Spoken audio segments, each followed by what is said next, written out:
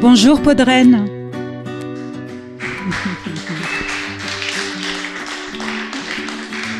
Bonjour Romain. Bonjour Iman. Je suis super heureuse d'être là. Je me mets confortablement devant vous là pour profiter du moment parce que c'est un moment super. Puis je suis accompagnée de Romain Presetti. Je vais vous expliquer toute l'histoire. On va passer plutôt sur un mode intimiste plus tranquille. On va prendre le temps, il est 14h. Il y a les auditeurs de l'autre côté qui nous écoutent et c'est super de pouvoir être en public et de pouvoir avoir des gens qui vont nous écouter plus tranquillement dans le confort de chez eux. Je suis très très heureuse d'être là et Romain aussi, on a ça en commun. Mais il y a une différence entre moi et Romain, c'est que Romain, il est bien, il est content d'être là. Il profite de l'énergie du festival. Et moi, je sais pas, ça va. Alors, je me présente. Mon prénom, c'est Iman. Je réalise Enquête d'accord depuis à peu près quelques mois, là, depuis l'été dernier. Et mon métier, c'est médecin anesthésiste. Donc, j'ai maintenant cette double passion, mon métier et puis le podcast depuis peu. Et je tiens avant tout à remercier David qui est là, qui a tenté de me former. Au podcast, je suis venue le voir il y a quelques mois, un peu vers l'été, et je lui ai demandé des conseils pour apprendre à réaliser un podcast, monter un projet et m'apprendre le montage. Alors, je sais pas, malgré sa grande patience, sa patience infinie et ses grands talents, faut croire que je réussis et je suis encore plus à l'aise dans un bloc opératoire que devant un Reaper, par exemple. Mais bon, c'est pas grave. Devant mes patients, je suis plutôt en one-to-one, donc plutôt à l'aise. Et quand on est dans un studio d'enregistrement, eh ben, on a toujours l'idée que si ça se passe pas bien, qu'on dit n'importe quoi ou que on bégaye comme ce que je suis en train de faire, ou que la grammaire est approximative, ou que la conjugaison, elle prend des règles un peu inédites. Eh bien, il y a David derrière, il y a le montage. Et là, c'est autre chose. Là, il y a un public, il y a des gens en face. Et donc, pour moi, c'est un grand jour parce que la prise de parole en public, pour moi, c'est un peu l'Everest. Et Romain, lui, il est plutôt mode Club Med Île Maurice. Je sais pas si vous voyez un petit peu à quoi je veux en venir, mais je vous expliquerai. En tout cas, merci de me donner l'opportunité de montrer mon art, c'est-à-dire mon bégaiement, ma grammaire, mon conjugaison, tout ça. Mais c'est pas grave, le plaisir est là, le plaisir est immense.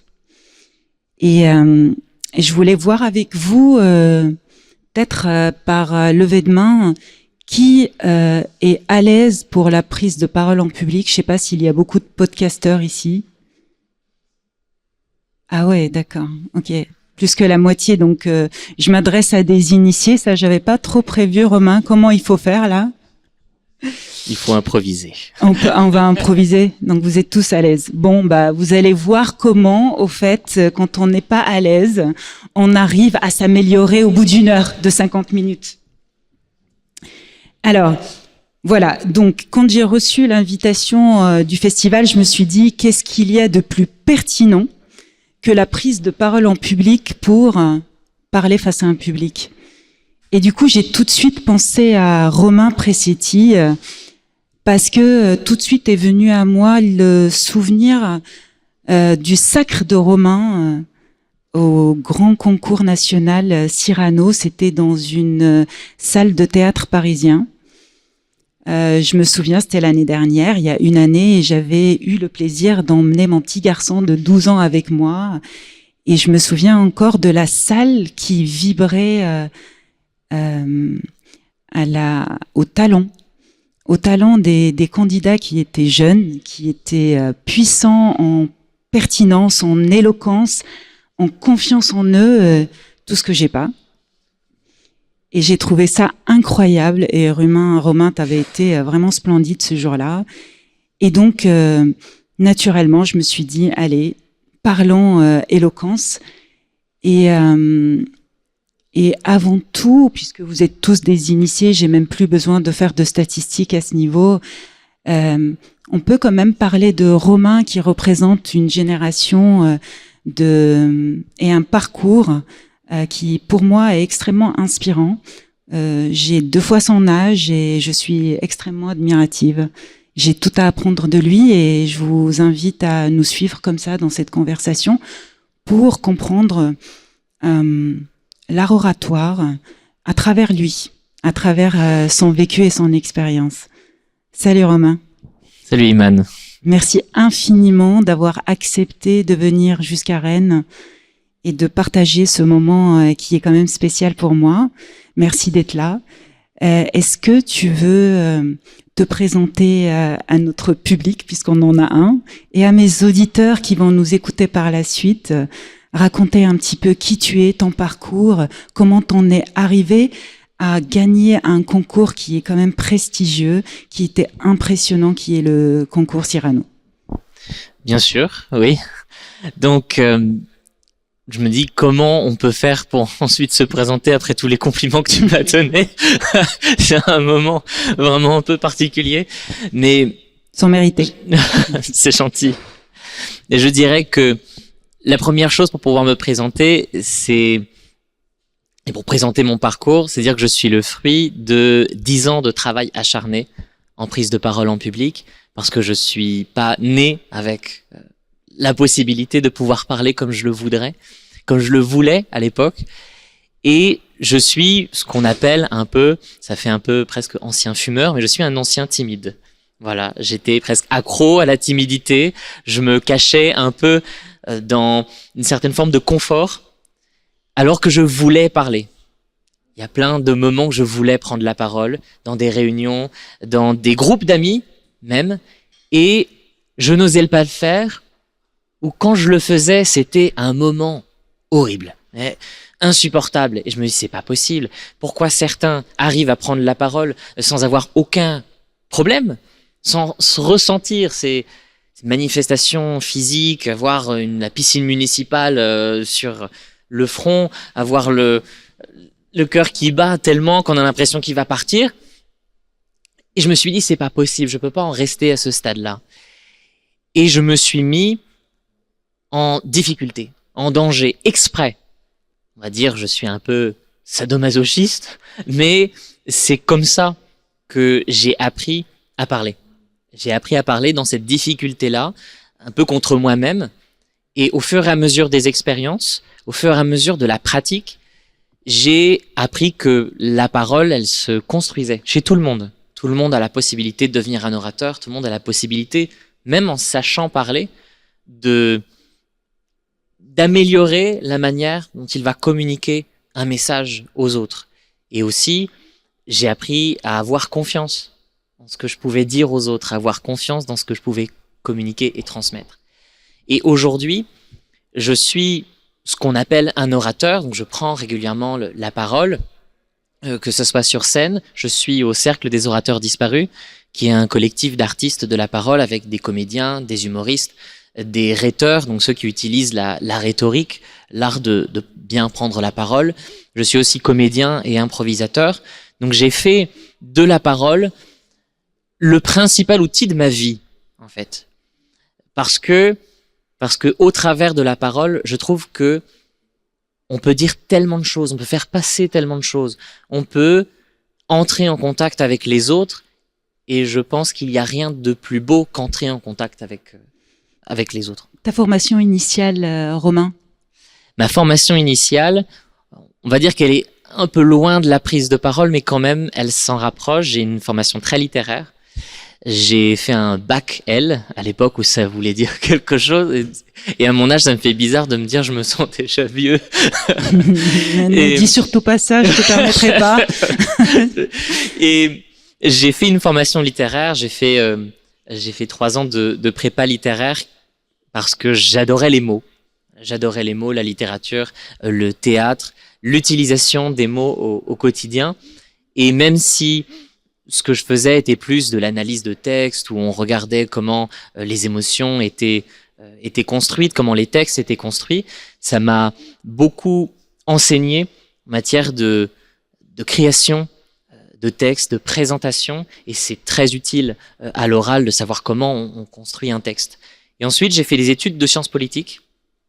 J'ai un parcours de persévérant parce que mon objectif au départ était de devenir administrateur de l'État. Et je pensais pas avoir la capacité pour le faire, et pourtant je me suis dit non mais je vais y arriver, et je voulais absolument entrer à Sciences Po Paris. Et Sciences Po Paris, eux voulaient absolument me refuser.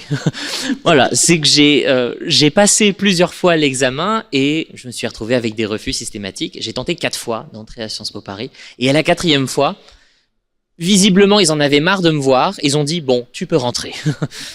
Et je suis entré à Sciences Po Paris, j'ai fait des stages dans le domaine que je voulais faire, et j'ai été absolument déçu parce que l'image que j'avais de servir le bien commun, de servir une cause qui me paraissait juste, l'intérêt général, la société, les citoyens, dans la manière dont ça se faisait au quotidien, fallait tenir bon. Fallait tenir bon parce qu'il y a beaucoup de choses qui sont de l'ordre de l'humain et donc extrêmement imparfait. Et la manière dont les processus sont construits était tellement lourd que c'est difficile de voir véritablement un sens quand on se dit pas c'est bon j'y vais et puis j'essaie d'avoir la conscience que je fais quelque chose pour les autres. Et moi j'arrivais pas à l'avoir. J'arrivais pas à avoir cette conscience-là. Et je me suis dit, en fait, c'est pas pour moi. En fait, j'ai pas envie d'y aller. J'ai pas envie de faire ce que je voulais faire au départ. Donc, c'était une petite déchirure quand même.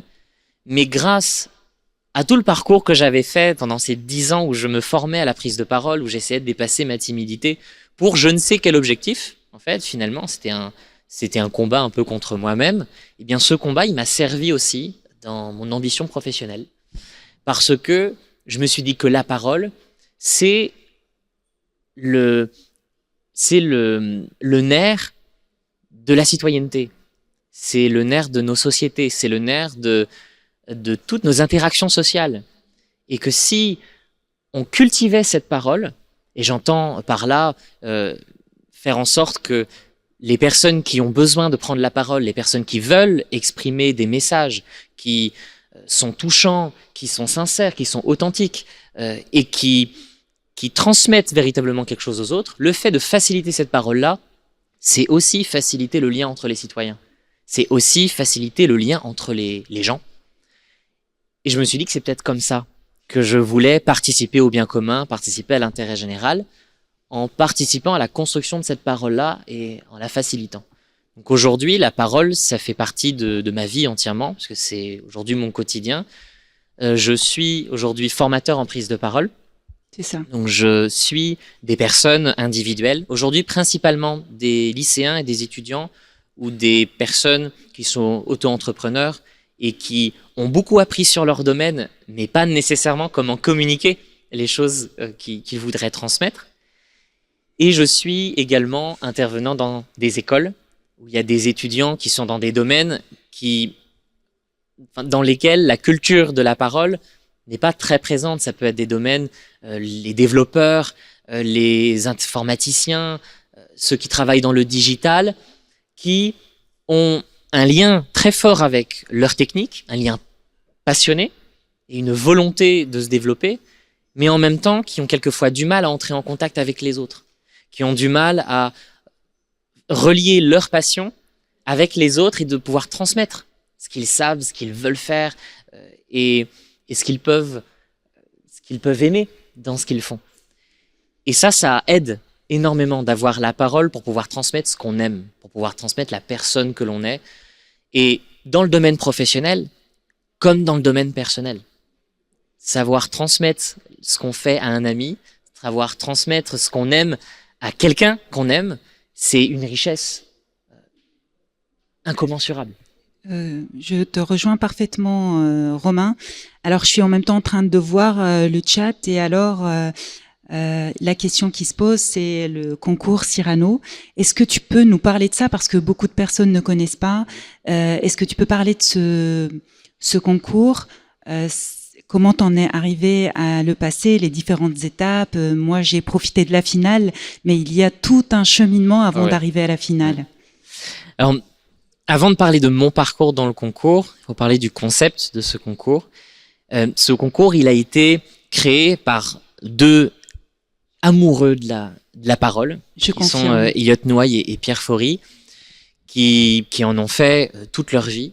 Donc, Elliot Nouaille a beaucoup œuvré pour la parole. Il a été au syndicat général des lycéens il y a très longtemps. Il a d'abord eu une parole très militante et ensuite il a fait de la parole un de ses outils de vie où il coach également beaucoup de personnes et il a créé notamment le Cercle des orateurs disparus, ce collectif d'artistes de la parole, avec cette conception-là que l'art oratoire, c'était pas simplement les avocats ou les personnes qui faisaient de l'éloquence, qui pourrait très vite apparaître comme un outil d'élite, quelque chose qui ne se retrouve que dans les grandes strates de la société. L'art oratoire se retrouve dans tous les moments où on va prendre la parole. Donc les moments où on va prendre la parole pour pouvoir toucher les autres, les moments où on va prendre la parole pour faire une conférence, les moments où on prend la parole. Le départ, les réunions de famille, le exactement, mariage, les réunions de famille, tout ça, ça fait partie de l'art oratoire. Et l'art oratoire se retrouve aussi dans l'humour, les stand-uppers. Ça se retrouve aussi chez les podcasteurs. Ça fait partie aussi de l'art oratoire, la possibilité de pouvoir transmettre des choses. Et un des problèmes de l'éloquence et de l'art oratoire, notamment aujourd'hui, c'est que c'est très concentré dans les universités. Un aspect positif, c'est que les étudiants ont la possibilité, l'opportunité de pouvoir développer cet art-là. Pas suffisamment tôt, Romain, je trouve, parce que l'université, je trouve que c'est un peu trop tard. Il faudrait l'installer. C'est vrai que c'est un peu tard. À l'école, en école élémentaire, au lycée, on a beaucoup besoin de ça. Oui, absolument. Je suis tout à fait d'accord avec toi. Et la difficulté, c'est que l'art oratoire, il se retrouve partout, pas seulement dans les universités. Donc, comment faire en sorte que l'art oratoire quitte ce podium un peu élitiste et quitte le milieu unique des universités, là où se situe la majorité des concours d'éloquence. Et le concept a été de créer un concours d'éloquence qui respecte cette conception de l'art oratoire plurivalent et pluriel, donc où on peut avoir du slam, du rap, de la chanson, de la musique, certaines formes de palettes, en fait, et également un concours qui soit ouvert à tous et intergénérationnel. Et ce concours, c'est le prix Cyrano, qui en est à sa 3e édition cette année, et le concours est en ce moment en cours, d'ailleurs, et j'ai participé à la première édition de ce concours. J'ai participé à la première édition, ça faisait 8-9 ans que je faisais de la prise de parole, donc j'étais confiant, je me suis dit, c'est ma chance, je vais y aller. J'ai participé aux sélections et j'ai échoué aux sélections. J'ai échoué, les portes se sont fermées et c'était une chute, mais une chute positive, parce que les chutes arrivent toujours dans des moments où on a peut-être besoin. En fait, on a peut-être besoin de chuter, de connaître un échec pour pouvoir réfléchir et prendre du recul sur ce qui s'est passé à ce moment-là. Et donc, j'ai compris que j'avais encore besoin d'apprendre, que le prix Cyrano était une étape qui demandait en fait beaucoup plus de travail que je pouvais me l'imaginer. Et donc, j'ai retenté pour la 2e édition. J'ai été pris aux sélections cette fois et j'ai passé l'ensemble des épreuves. Il faut savoir qu'il y a 300 candidats à ce concours. 300 candidats qui viennent de la France entière, de plein de milieux différents, et même certains qui viennent d'autres zones de l'Europe francophone, notamment de Belgique et de Suisse. Et ensuite, il y a 10 épreuves pour départager les 24 candidats sélectionnés. Et les 10 épreuves, elles sont absolument diverses. Raconte les épreuves. Alors, il y a des épreuves de discours classiques. Donc, on donne un sujet et on doit faire un discours entre 3 et 5 ou 7 minutes, selon ce qu'on nous donne comme timing. Et il y a également des épreuves d'improvisation. on nous donne un sujet, on a 5 secondes et on se débrouille pour faire en sorte, souvent, de faire rire le public, d'établir une connexion de manière très simple et très spontanée avec le public. Il y a aussi des épreuves de débat, de joute verbale, où on va là essayer d'être plus stratégique et en même temps d'amener des arguments, de faire en sorte d'amener le public dans son raisonnement. Et on a aussi même des épreuves un peu saugrenues, qui sont par exemple le discours en musique. Donc, on nous donne une musique, on nous donne un thème, et il faut faire un discours qui corresponde à la musique. Si vous avez envie de lancer Romain, c'est possible. Hein. Mettez la musique, il peut mettre le discours en même temps. Et donc, c'est des épreuves qui sont challengeantes. Voilà. Et où on a un défi qui nous est donné, qui est de sortir de notre zone de confort. Parce que le discours en musique, je l'avais jamais fait. J'avais jamais même pensé que c'était possible de construire à partir d'une musique un discours qui puisse se tenir et qui puisse même toucher les autres, qui puisse apporter un sentiment aux autres. Et ce discours et ce concours, davantage que simplement un moment, une opportunité où on montre le travail qu'on a fait, où on montre son expérience, c'est aussi un moment d'apprentissage. Le prix Cyrano, il m'a appris énormément de choses sur moi-même, sur ce que j'étais capable de faire, et aussi sur la prise de parole et l'éloquence sur scène. Qu'est-ce qui se produit à ce moment-là sur scène, et qu'est-ce qui doit être privilégié?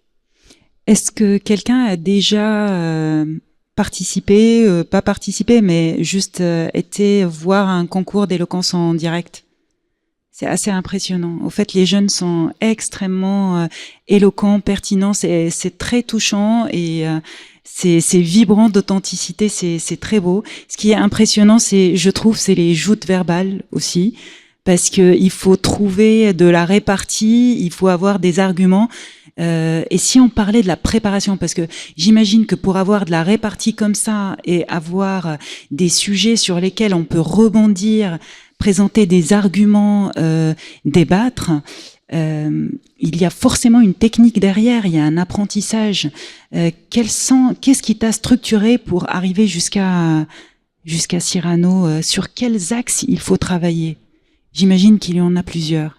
Il y en a plusieurs, notamment parce que l'art oratoire, ça implique une myriade de compétences. En fait, vous avez les compétences qui sont sur la gestion de son corps, sur la gestion de la scène, ce qu'on appelle notamment la proprioception. C'est un mot un peu savant, mais c'est la gestion de l'espace, la gestion de sa gestuelle. Qu'est-ce qui se passe autour de nous et comment on va l'utiliser, comment on va le maîtriser. On a ensuite toutes les compétences qui sont sur la structuration de son discours, sur l'argumentation. Parce que, et c'est notamment ce que je répète souvent aux étudiants que je suis, c'est qu'on a beau avoir de belles choses à dire, si l'autre ne comprend pas où on veut en venir, si l'autre ne comprend pas notre structure, c'est compliqué à suivre. Il faut aussi penser au cerveau de l'autre, à l'attention de l'autre. Et on peut pas tout lui balancer en disant fais le tri, voilà, fais en sorte de comprendre avec ce que je te dis. C'est compliqué dans ce cas-là. Et on a aussi toutes les compétences qui vont être des compétences qui vont ajouter un caractère agréable au moment. C'est à la fois sur les émotions, faire en sorte de se connecter à l'autre. Donc comment on fait passer des émotions, comment on se connecte à l'autre pour lui transmettre la tristesse qu'on peut ressentir, la fierté qu'on peut ressentir, la volonté de convaincre, la volonté de vaincre aussi, dans un certain nombre de combats qu'on peut mener. Et il y a également ce qu'on appelle la prosodie, c'est la mélodie de la langue. Comment on peut rendre sa voix, sa diction, son langage joli et agréable à entendre. Et peut-être que certains ont déjà écouté du rap, par exemple. Peut-être, et très certainement, certains ont des musiques préférées. Si vous regardez les paroles, il y a aussi une raison pour laquelle on aime ces musiques ou on aime certaines punchlines de rap. C'est que ça fait appel à une certaine forme de prosodie. Il y a des figures de style derrière. Il y a une construction qui fait que ça sonne bien. qui fait qu'on passe un moment agréable. On se dit, ah, ça me parle, ça parle à mon cerveau, j'ai l'impression que c'est agréable pour moi. Et c'est exactement ça également qu'il faut travailler. Il y a un élément aussi, et c'est ce que j'ai beaucoup travaillé dans ma préparation du prix Cyrano, c'est donc tout ce qui va être expression des émotions. Donc ça, je l'ai beaucoup travaillé avec le théâtre, vu que j'étais également comédien, que j'étais très proche du théâtre, mais pas encore assez. Donc je suis rentré dans une troupe de théâtre et j'ai travaillé sur l'expression des émotions, sur une certaine forme de recherche d'authenticité et de naturel. Et aussi, je suis entré dans une troupe d'improvisation qui m'a appris ce qui est essentiel, c'est le lâcher-prise. Le lâcher-prise par rapport au regard des autres et par rapport au regard qu'on porte sur soi. Et ça, c'est essentiel. Et je dirais même que c'est un des éléments les plus essentiels en prise de parole qui nous permet de pouvoir oser, qui nous permet de pouvoir franchir ce qu'on appelle le mur de la peur, finalement. Et même, j'irais même plus loin, on dit souvent, il ne faut plus que j'ai peur, il faut que je dépasse ma peur, il faut vaincre sa peur. Et en réalité, et c'est le prix Cyrano qui m'a appris ça, c'est que la peur, elle disparaît jamais. Le stress ne disparaît jamais, ça n'existe pas. Les gens qui ne sont pas stressés sont soit des gens qui considèrent que ce qu'ils vont faire n'est pas important pour eux, ou alors ce sont des psychopathes.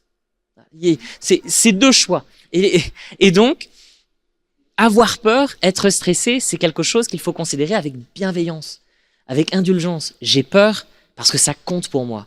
J'ai peur parce qu'il y a un enjeu. Et plutôt qu'essayer de vaincre sa peur, j'y vais avec. J'y vais et puis tant pis. Je montre ce que je suis capable de faire. Parce que de toute façon, cet effort-là, c'est déjà ça du courage. Le courage, c'est y aller avec sa peur. La peur est à côté de nous et c'est presque une amie qui vient nous rappeler qu'il y a un enjeu et qu'on est là pour passer aussi un bon moment. Alors oui, quand le plaisir prend le dessus, c'est le plus important. Le plaisir, il dépasse la peur. J'ai envie de te poser beaucoup de questions. Alors pour Cyrano, mais également j'ai envie qu'on évoque sur ton parcours à quel moment tu as estimé que tu as trouvé ton style ou ta signature. Est-ce que c'est quelque chose qu'on obtient dès le départ et qu'on affine au fil de notre approfondissement du sujet, ou est-ce que c'est quelque chose qu'on arrive à avoir une fois qu'on a maîtrisé une certaine technique? On peut commencer par ça et après... Le style oratoire, parce qu'il y a plusieurs styles oratoires, il y a plusieurs manières de faire de l'art oratoire et même en fait de parler. On a différents registres. Vous avez certains qui vont avoir une parole plus militante, d'autres qui vont avoir une parole plus rationnelle parce qu'ils sont très carrés dans leur vie. Vous avez des personnes qui aiment beaucoup l'aspect logique et donc avoir un raisonnement qui se tient bien. Vous en avez d'autres qui vont avoir un côté un peu plus humoristique, qui vont faire passer des choses avec plus de comique, qui vont avoir un style plus comique. Et vous avez aussi d'autres qui vont avoir un style plus poétique. Ils vont essayer de faire passer des images aux autres, de belles images, de belles allégories, de belles métaphores pour transmettre leur message. Et on peut se rendre compte qu'on a généralement, instinctivement, un style qu'on va privilégier au tout départ en fonction de notre personnalité. Si on est une personnalité un peu plus facétieuse, on va opter souvent pour un registre qui est plus comique dans la manière dont on va interagir avec les autres. Si on a un style un peu plus indigné, un peu plus qui essaye de combattre pour de nobles causes, on va avoir un style un peu plus militant. Ce style-là, c'est, on va dire, un style de base qui est probablement à travailler davantage pour qu'il prenne toute sa place et pour qu'il prenne toute son importance et tout son sublime, je dirais. Donc tous les styles se valent.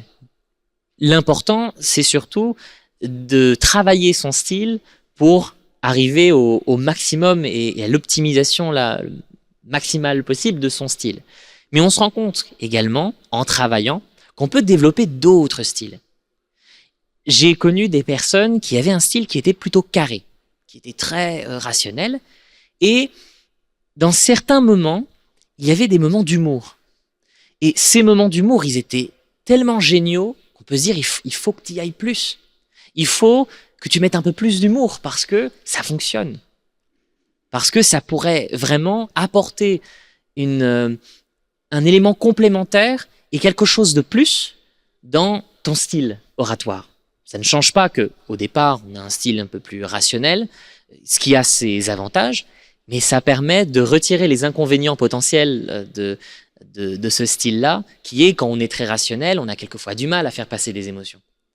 Tandis que si on a un style un peu plus léger, on peut passer des émotions, faire passer des émotions avec l'humour, avec de la poésie, avec un peu plus de connexion avec l'autre. Est-ce qu'on n'est pas plus efficace si on arrive à passer d'un style à l'autre, si on rythme, si tu veux, le discours entre du factuel, de l'émotionnel, et qu'on arrive à jouer un petit peu toutes les cordes et toutes les mélodies? Tout à fait.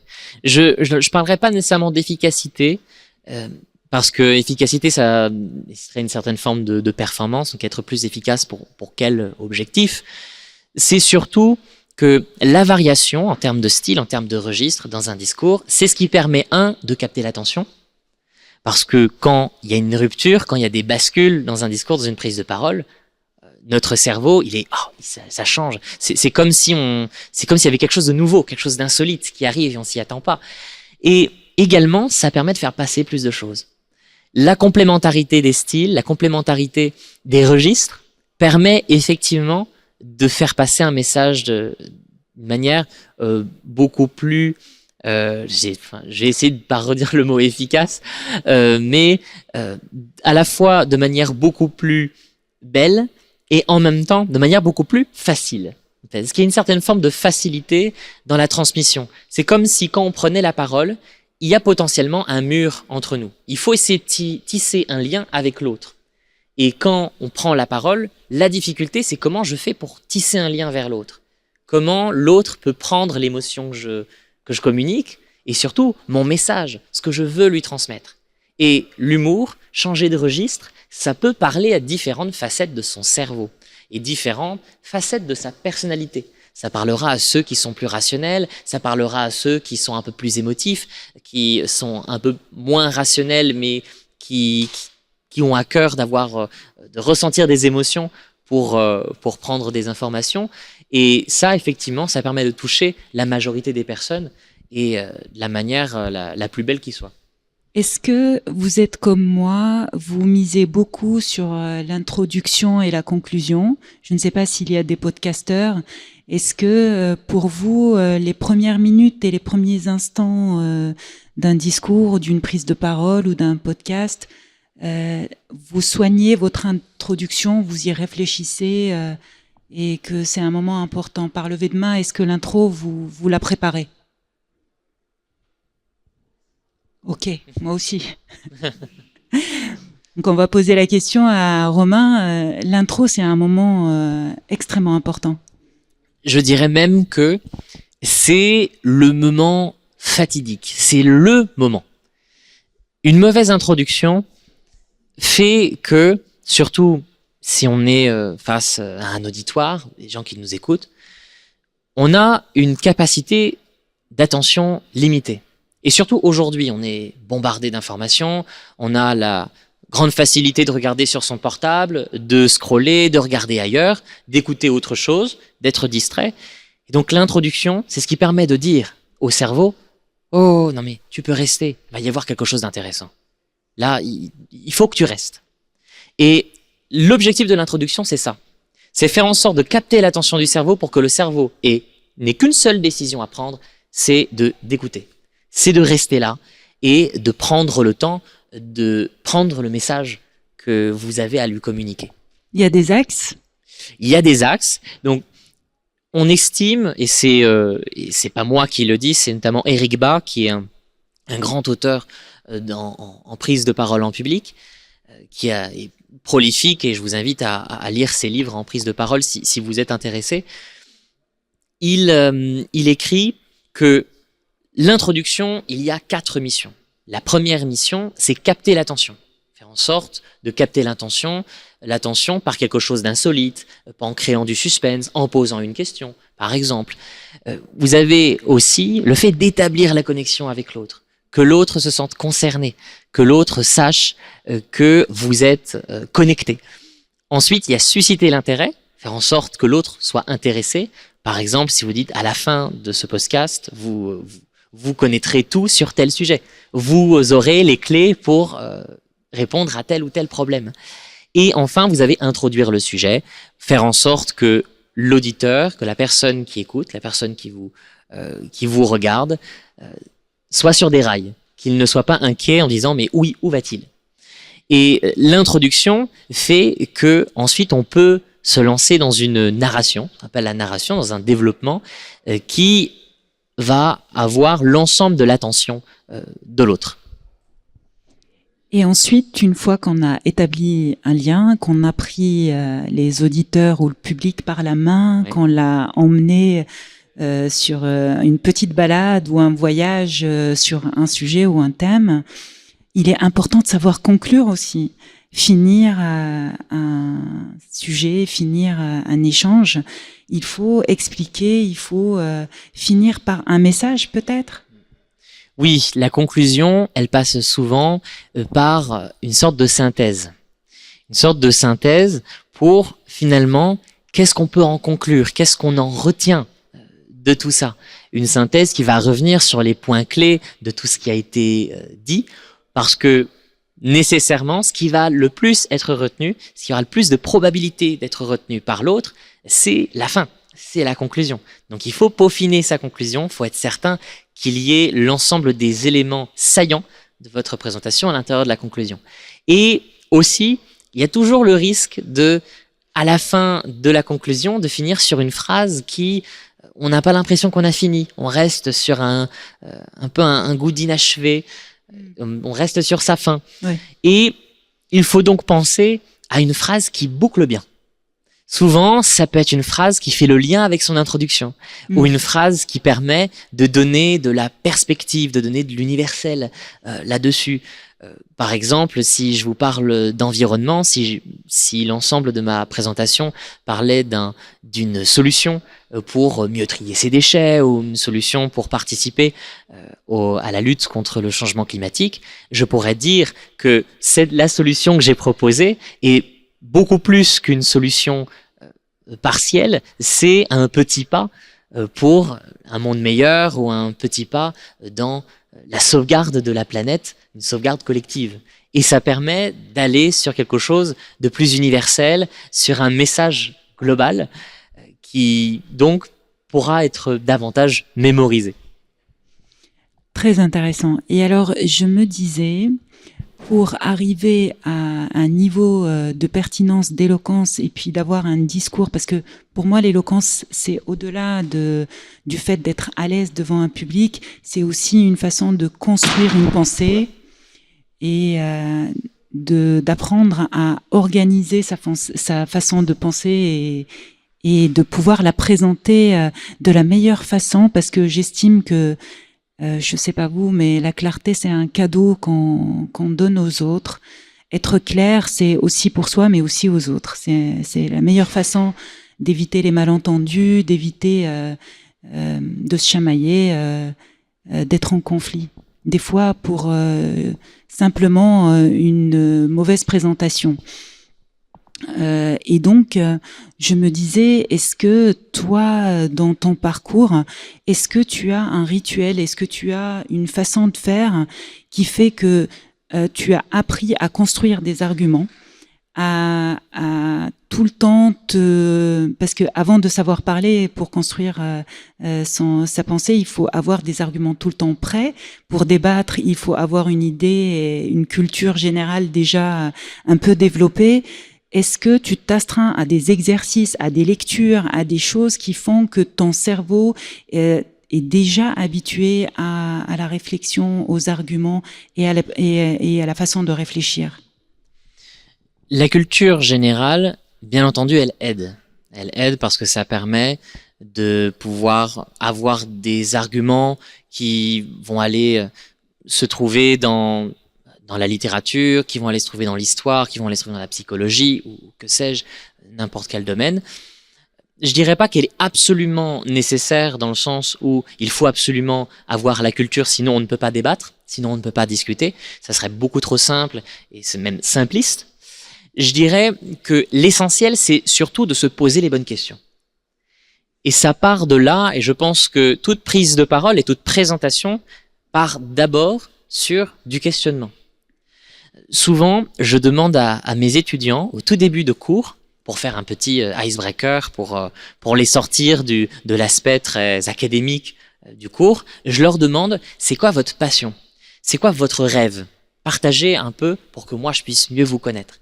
Et il arrive très souvent que l'étudiant ne sache pas répondre, alors même que ça le concerne lui, alors même que il en a des passions, il a des choses qu'il aime.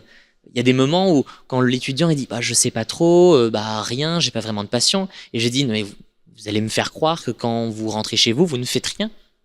C'était pas vrai. C'est surtout qu'ils se posent la mauvaise question. Leur question, c'est qu'est-ce que je dis? Qu'est-ce que je dis là tout de suite? Sauf que c'est une mauvaise question. C'est une mauvaise question parce qu'on peut pas tirer le fil. La vraie question, c'est qu'est-ce que je veux dire? Qu'est-ce qu'il me plaît dans la vie? Et pourquoi ça me plaît? Et c'est comme ça qu'on arrive, même sans question de culture générale ou de livres qui sont des apports importants. Mais déjà se poser les bonnes questions, c'est déjà réfléchir à des arguments, à du contenu à apporter, à dire, ok, je veux parler de ma passion, voilà ce qui me passionne, voilà ce qui m'anime, voilà pourquoi ça m'anime, voilà pourquoi je veux vous le transmettre. Et ça, on n'a pas besoin de culture générale pour ça, on a simplement besoin de répondre à des questions. Est-ce qu'un vocabulaire riche, une lecture assidue, une lecture répétée, est-ce que ça ne permet pas d'enrichir son langage? Est-ce que ça n'ouvre pas les sens à des choses qu'on ne connaît pas? Si tu sais dire, je ne sais pas, un certain mot avec des synonymes à l'infini, ça t'ouvre quand même à des perspectives, à des angles de vue différentes qui enrichissent. Peut-être que ça peut aider. Oui, ça aide tout à fait. Ça participe à ce que je disais quand je parlais de prosodie, la mélodie de la langue. Des mots qui ne se répètent pas, un vocabulaire riche participe à cette mélodie. Après, il faut toujours faire attention à une certaine limite, ou en tout cas plutôt à un caractère qui doit être adapté du vocabulaire. Parce que on peut utiliser plein de mots de vocabulaire, mais il faut faire en sorte aussi d'utiliser un vocabulaire qui soit en soi le plus simple et de manière générale, parce qu'il y a des mots de vocabulaire qui peuvent très vite déterminer une distance ou un niveau de classe quelquefois qui est pas nécessairement sain, parce qu'il faut en avoir conscience. Oui. Les mots sont quelquefois vecteurs d'inégalité, vecteurs de différenciation sociale, et donc ce ne sont pas nécessairement des mots qui vont pouvoir être utilisés parce qu'il va y avoir une distance. Et c'est pas parce que je peux utiliser tel mot que je suis différent. Et il faut bien le dire. L'objectif d'un orateur, c'est jamais de se dire de dire je suis au-dessus des autres. Jamais. C'est au moment où l'orateur se dit au-dessus des autres qu'il perd déjà le statut, à mon sens, de quelqu'un qui a une parole saine. Et donc il faut bien se dire que ça sert à rien d'apprendre des mots qui sont super élaborés, même des mots qui dans le langage courant ne sont plus utilisés, parce que l'objectif c'est faire passer des messages. C'est ça le véritable objectif. Ce qui fait que quelqu'un qui peut se dire j'ai pas un vocabulaire varié, il peut quand même être un orateur. C'est pas la question. L'orateur n'est pas lié absolument au vocabulaire. Le vocabulaire, c'est quelque chose qui peut aider, c'est quelque chose qui peut participer à la mélodie et participer au contenu, mais c'est tout à fait distinct. Et vous avez des personnes qui n'ont pas nécessairement un vocabulaire qui pourrait être considéré comme très élaboré pour les gens de la haute, disons, et pourtant ils sont vecteurs et ils véhiculent tant d'émotions et tant de sincérité et d'authenticité qu'il n'y a pas besoin, en fait. Il n'y a pas besoin de mots élaborés. Ça ne sert à rien. C'est du boursouflage, c'est de la fioriture, c'est de l'artifice. Alors, du coup, la liaison est facile pour moi pour parler des différents stades qu'il y a au fait au niveau de la fabrique des orateurs. Est-ce que tu peux m'en parler rapidement? Bien sûr. Et pour finir, un mot sur le stress avant qu'on rende l'antenne, parce que c'était mon sujet de départ. Ah oui. Ouais. J'ai décrit ma situation, mais le plaisir prend le dessus. Donc déjà, avant de parler des stades, parler de la Fabrique des orateurs. La Fabrique des orateurs, c'est un institut de formation en art oratoire dans lequel je travaille avec Elliot Noailles, qui est un de mes mentors en éloquence. Et la Fabrique des orateurs... On a 3 minutes pour le décrire. On a 3 minutes pour le décrire. 3 minutes. La Fabrique des orateurs a cet objectif de rendre accessible l'art oratoire et l'art oratoire dans toutes ses multiplicités.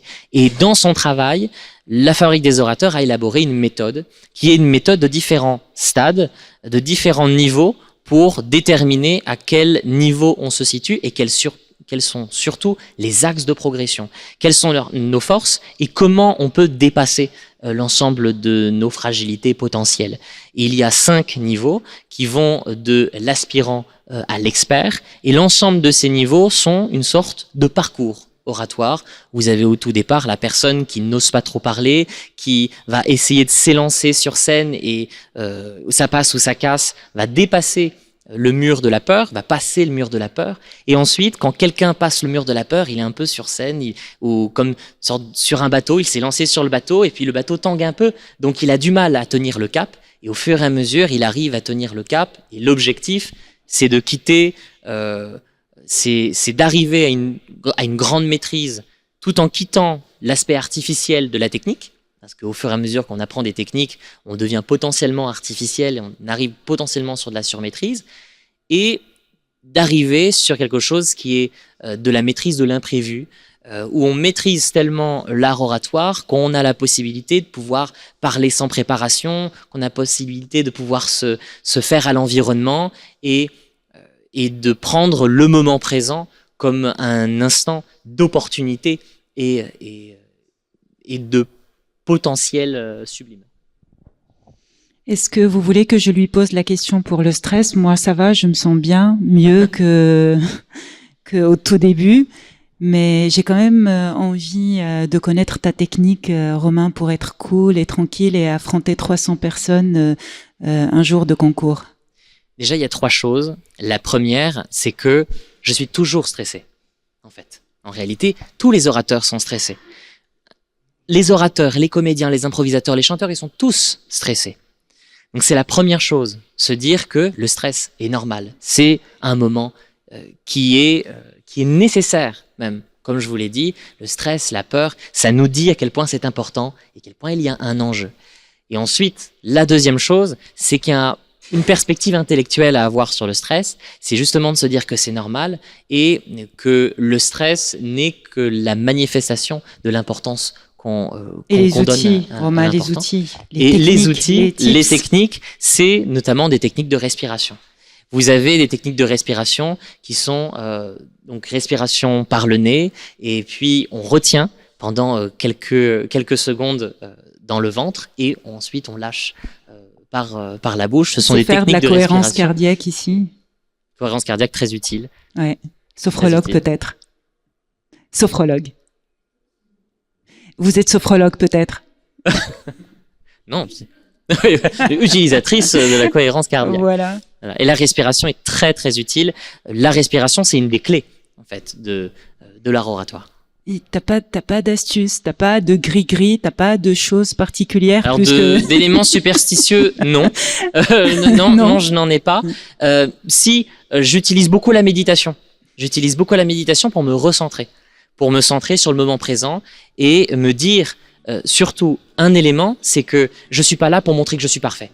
Je suis pas là pour montrer même quelque chose. Je suis juste là pour profiter du moment pleinement et en réalité, nous sommes toujours que sur un chemin et j'ai encore des choses à apprendre et fort heureusement, un expert même en art oratoire et dans la méthodologie de la Fabrique des orateurs, il n'arrive jamais à 100% de son potentiel. Ça n'existe pas, parce qu'on a toujours besoin de travailler. Et je pense que c'est sur cette perspective-là, et de se dire, D'accord, ok, c'est juste un bon moment que je vais passer avec les autres, c'est une discussion, c'est un échange que je vais faire avec l'autre, et ça permet de se dire, voilà, le stress, il est là pour m'accompagner et me dire, c'est important, d'accord, je vais donner toute l'importance à ce moment qu'il mérite. Merci infiniment Romain Avec plaisir. Pour ce magnifique échange. C'était un vrai plaisir. Merci de nous avoir soutenus, de l'invitation et du moment partagé.